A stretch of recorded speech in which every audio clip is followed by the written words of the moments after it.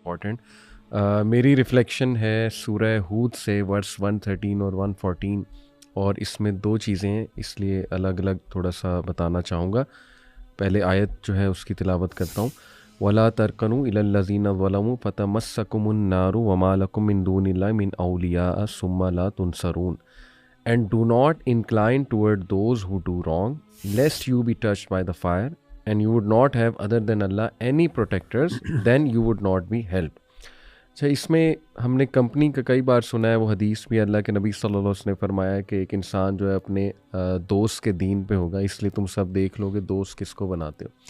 लेकिन मैं थोड़ा सा साइकोलॉजी के थ्रू बताना चाहूँगा कि देखें, एल्बर्ट बैंडूरा एक साइकोलॉजिस्ट था, और उसकी एक थ्योरी है सोशल लर्निंग थ्योरी, और उसने बल्कि प्रूव करके दिखाया सोशल एक्सपेरिमेंट्स के थ्रू कि इंसान जो है वो मॉडलिंग करता है, और मॉडलिंग जो है वो हर इंसान की नेचर में और चाहते हुए ना चाहते हुए इंसान करता है।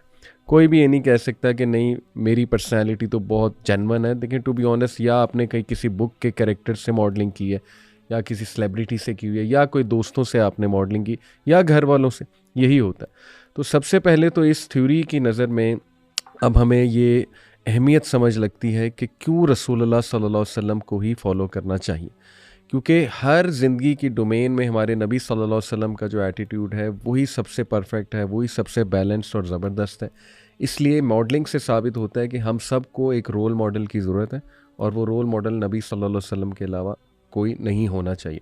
दूसरी बात, इसमें गुड कंपनी का ज़िक्र है कि देखें, अल्लाह ताला इस लेवल पे वार्न कर रहा है कि उन लोगों के पास भी ना बैठो, यानी कि उनके करीब भी ना जाओ या इंक्लाइन ना हो उनकी तरफ, क्योंकि अक्सर ऐसे होता है ना कि ये नेगेटिव एनर्जी होती है एक कंपनी की। इंसान को पता नहीं लग रहा होता, वो ये समझ रहा होता है कि नहीं मेरा ईमान प्रोटेक्टेड है, कोई बात नहीं, मैं अपने एंड पे तो दीन पे अमल कर रहा हूँ या कर रही हूँ, लेकिन उसको ये नहीं समझ आ रही होती कि उस नंबर वन उस कंपनी की इटसेल्फ एक एनर्जी है। फिर वहाँ पे जैसा मजाक होगा, या लेट से दीन का मजाक उड़ाने वाले लोग हैं, अल्लाह माफ़ करे, इस लेवल के लोग हैं, तो ये अल्लाह ताला वार्न कर रहा है कि उनकी तरफ इंक्लाइन ना हो। स्पेसिफ़िकली इस आयत में तो वैसे जो तज़किरा है वो उन लोगों का है जो दीन का मजाक उड़ाते हैं, वो टेक रिलीजन एज जेस्ट, और जो ज़ाहिर है कि रुकावट बनते हैं गुडनेस में और दीन के आगे रुकावट बनते हैं। तो इसीलिए बहुत केयर करनी चाहिए कि हम किन लोगों में बैठ रहे हैं, बिकॉज अनकॉन्शियसली हम मॉडल कर लेंगे उन लोगों के बिहेवियर को, आप उनके इन्फ्लुएंस लहजों होते को। हैं, इंसान इन्फ्लुएंस हो बगैर रह नहीं सकता। इन्फ्लुएंस होता है, एक तो ये। फिर अगली आया में जो बहुत इंपॉर्टेंट हमारे लिए खूबसूरत लेसन है वो है कि व अक़ीमिस्सलाता तरफ़ियन नहारी व ज़ुल्फ़न मिनल लैल इन्नल हसनाति युज़हिब्नस सय्यिआत ज़ालिका ज़िक्रा लिज़्ज़ाकिरीन। इसमें एक तो अल्लाह ने कहा व अक़ीमिस्सला, और नमाज कायम करो at the two ends of the day and at the approach of the night. अच्छा, कुछ लोग अहमद भाई कहते हैं कि 5 वक्त साबित नहीं है कुरान से, तो इस आयत में मेरे ख्याल 5 वक्त का ही जिक्र हो रहा है, क्योंकि two ends of the day and at the approach of the night, ये 5 ही औकात हो गए जी। तो एक तो नमाज का जिक्र है, दूसरा इन्नल हसनाती युज़हिब्नस सय्यिआत, indeed good deeds do away with misdeeds. देखें, मैं वो हदीस वैसे तो अक्सर सुनाता नहीं कि यंगस्टर उससे कोई एक्सक्यूज़ ना ले लें, लेकिन चूँकि आयत है तो वो हदीस मुझे याद आ रही है कि अल्लाह के नबी सल्लल्लाहु अलैहि वसल्लम के पास एक सहाबी आए, एक शख्स आए, और उन्होंने आके कहा कि मेरे से गुनाह हुआ है, आई किस्ड अ वुमन शहवत में, और वो खामोश हो गए अल्लाह के नबी सल्लल्लाहु अलैहि वसल्लम। और उसके बाद नमाज थी, शायद ज़ोहर की नमाज थी, ज़ोहर की नमाज़ उन्हें पढ़ने का कहा गया कि अभी आप नमाज़ पढ़ें जमात के साथ। और उसके बाद फिर आयत नाजिल हुई जिसमें ये बशारत दी गई उन सहाबी के लिए भी कि बेशक जो बुरे अमाल हैं, सॉरी जो अच्छे अमाल हैं, बुरे अमाल को ये हदीस में आता है, यही अच्छा, आयत यही व अक़ीमिस्सलाता तरफ़ई नहारी व ज़ुल्फ़न मिनल लैल इन्नल हसनाति युज़हिब्न यही आयत एग्जैक्टली।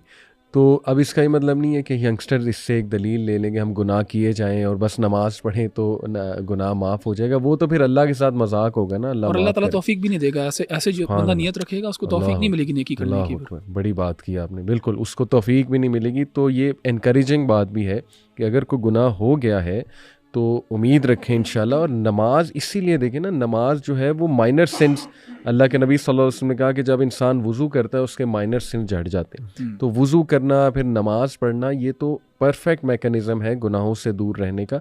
और फिर दूसरा जो हुक्म है कि बेशक नेक काम जो है बुराई को ख़त्म कर देते हैं। तो ये इसमें एक हदीस भी आती है, अल्लाह के नबी सल्लल्लाहु अलैहि वसल्लम ने फरमाया कि follow a bad deed by a good deed, ताकि वो जो काला धब्बा लग जाता है जब इंसान को बुरा काम करता है वो बढ़ ना जाए और फिर ऐसा ना हो कि पूरा पूरा दिल काला हो जाए और फिर इंसान हक को ना देख सके, नेकी की तौफीक ना उसे मिले। तो ये बड़ी हमारे लिए इनकरेजिंग बात है कि गुनाह सबसे होता है, लेकिन गिव अप नहीं करना है, घुटने नहीं टेकने हैं, खड़ा होना है, कुछ भी अच्छा काम आपने करना है। और बेस्ट तो ये है कि 2 नफल, क्योंकि नमाज का ही तस्करा है इसके साथ, गुड डीड के साथ नमाज जुड़ी हुई है, तो ज़िक्र करें इंशाल्लाह और ये कि नमाज कायम करें और 2 नफल पढ़ लें और तौबा कर लें। इंशाल्लाह आप देखेंगे कि नेकी हावी हो जाएगी इंशाल्लाह बुराई पे और अल्लाह ताला आपको बचा लेगा डेफिनेटली। तो ये 2 रिफ्लेक्शंस मेरी तरफ से। जज़ाकल्लाह खैर।